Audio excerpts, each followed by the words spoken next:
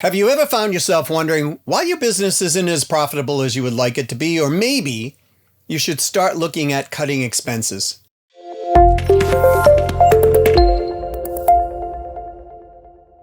I'm Doug C. Brown, and in this video, I'm not going to tell you where to cut your expenses, but I am going to tell you how you can take your expenses and turn them into profits.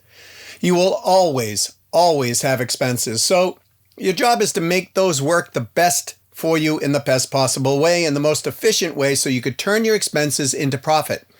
Now, please be aware that different types of companies require different types of expenses, and depending on the type of business, there's just not one size that fits all. For example, airlines need to buy airplanes, and that's an expense, a huge expense, unless it's used for profit generation. And grocery stores have different expenses, and coaches and consultants, they have also different expenses. But let's talk about what you can do with your sales and marketing expense. The most important thing to start asking yourself is different questions than you've been asking yourself probably right now. For example, instead of asking yourself, how do I lower my expenses? Try something like, how do I expand my profitability and sell more? I have worked with a lot of smart companies, and I worked with a smart company that had a division that was doing $100 million a year in revenue, yet they were losing $7 million a year on the bottom line. Why? Their sales weren't surpassing their expenses. So you might say, well, okay, Doug, their expenses were too high. And that's a natural reaction for many companies. And they would say, okay, time to cut expenses. And this might help, but it shouldn't be the main focus. Your focus should be on sales revenue growth. What I discovered with the $100 million company was that their company messaging was off target. And once I helped them change that, they went from a $7 million loss per year to a $7 million gain in 1 year. So the solution was not about cutting expenses, but it was about focusing them in on increasing their profitability.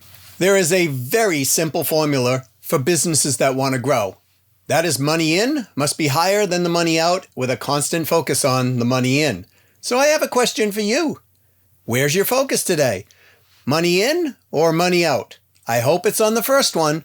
And if it's not, I strongly suggest that you start focusing your efforts on money in and your sales revenue growth, because that will keep you growing.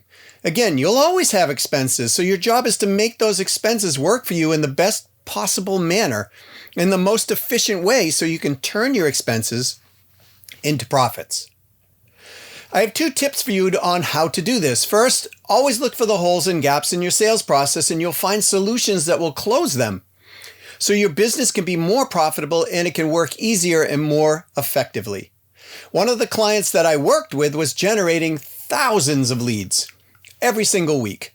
I discovered that their leads were not being followed up on in time, and 62% of the time never being followed up on. There were 2 main reasons for this. Number 1 was the salespeople had way too many leads that they could handle. And the second thing was they weren't being held accountable for their lack of action.